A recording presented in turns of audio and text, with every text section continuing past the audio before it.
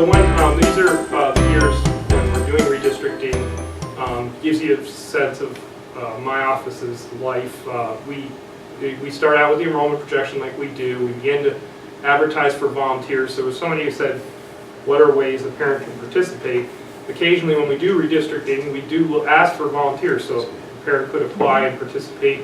If they don't join the committee, they can also watch the committee. All the meetings are public. It's almost a bit of a fishbowl, but that's a part of accountability. Through the presentation of feasibility, we kick off the committee and get going with the attendance area committee, which incidentally is advisory to the superintendent. Then we go into September, where we present the plans to the community. We have these public input sessions, and I believe, successfully improved on the format the past year with the middle school redistricting compared to previous meetings.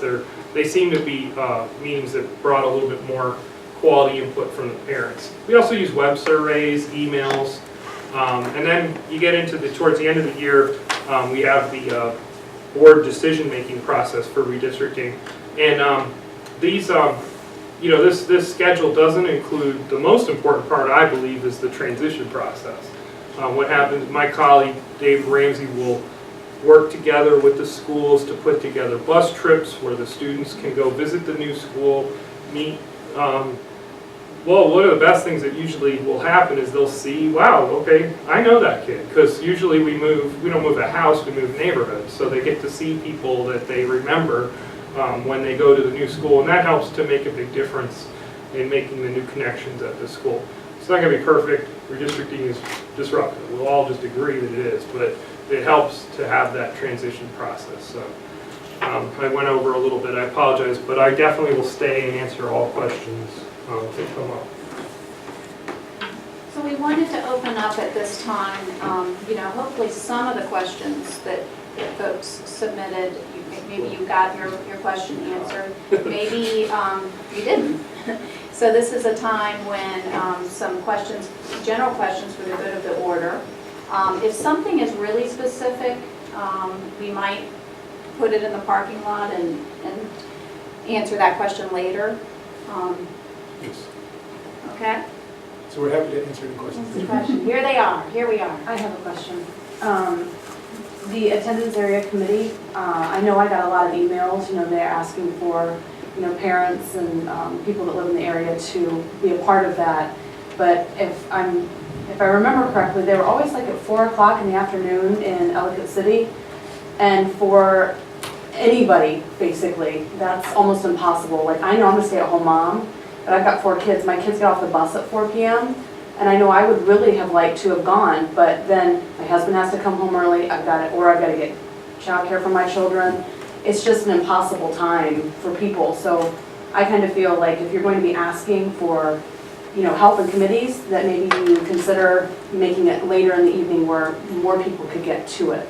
I don't remember them being at 4. I think board meetings start at 4. There were some of the committees that they were asking for, and I know it was Because mine mostly are in the evening. I came out of planning, and I usually do night meetings with citizen groups anyway, so we might have had, because of scheduling issues, but most of mine are the attendance area committee meetings were starting like a little bit, like people might have to bring their dinner, but it was, it was usually a little later, because I know we had parents that worked in the district and in Montgomery County, that kind of thing, that were on the committee, and they were able to get there. So we might have had to have 1 or so at 4, but that would not be a typical. okay, because there were a couple of them, and I know that they were specifically for like school planning and things like that, and maybe it was the budget.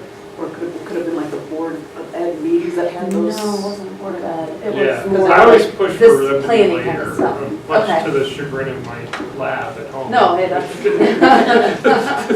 better. Okay. Thank you for asking that. Other questions? Yes, sir. All right, this is going to be the big one that you've probably heard me talking about in lots of meetings. Sure. Throughout our school system, we had a lot of modular trailers to make up for short Right, days. And I understand some of them are for new construction and temporary placement, but with the exception of those, how many schools or what would you need in capital to remove the modular trailers and actually do brick and mortar schools in your school system? Well, I mean, it's not hard to remove them. It's not expensive. I mean, it's about $9,000 to demolish them. I mean, to move them and hook them up somewhere and use them again, it's more like $100,000. Are you talking capital costs to create classrooms that do not require modular classrooms? Yeah. And then at that point, you probably, I would say it's about $260,000 to $400,000 per classroom, depending on the type of construction that you're doing for the addition. So that, kind of give you a rough idea. I mean, I'm hedging because I can't think of off the top of my head the exact amount that you would have to do to get rid of all portable classrooms, but What would take $100 million? yeah, I don't want to. Yeah, it's definitely money, and part of it is the way we install them.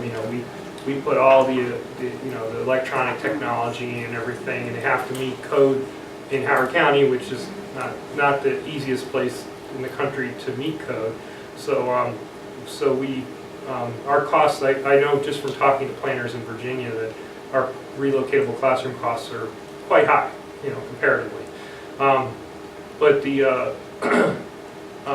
I would say that if you consider that they give about $1.2 million a year in the capital budget towards relocatable classrooms, and I told you it's about $100,000 to move, and there's about 200 of them, you can begin to see that we're steering an oil tanker in terms of how much change we can make a year to those relocatables with that budget. We can do about 12 a year, either move them or get new or demolish out of that budget. There's not a lot of ability to take action with them. And so what you'll find is that we put them where they're very critical with that 12 or so portable budget that we have, and then there might be some additional money with a specific renovation project, but a lot of them they ended up there. They might be there for a long time as a result. They're not necessarily there for capacity or a project any longer, but the schools use them. There's no doubt about it. So like if you go out to Glenwood Middle School, they don't need those portables, but that comes a point why tear them down? They can use them. But some of my colleagues in other school districts have become pretty militant about trying to get them out because they do cost more to heat and cool. They're not directly connected to the building, so you have to put card readers and. But your question originally was about replacing them totally. And What is our shortfall from either the state's capital improvement program or the county in order to? Well, we could do the portable. I mean, I could pull afterwards. We could just do a little math together, but suffice it to say, there isn't even close to the budget to take them all on. Right. If I'm handling 12 a year, but we do get brick and mortar projects to replace them. It's not out of the question. It's going to be a little leaner for the next couple of years. The perspective on the capital funding is a little different, and so we'll have to negotiate that. So net, I apologize. Net, are they increasing or decreasing? By the time my daughters are in high school, will we have twice as many or half as many? I think this summer we're going to demolish. I think it's going to net out to one more. We're going to demolish or sell. It'll end up being one more. And overall, I think we've been gradually creeping up by about one or so a year. And like I said, we're in the 200 range. So it's if the goal is to get rid of them, we're going to have to look at things very differently than the way we're looking at it right now. Our office looks at them, and the policy 6010 looks at them as a temporary capacity measure. And the school construction office looks at them as a phasing option for continuing to run the school while they demolish and replace or add on to a school or renovate.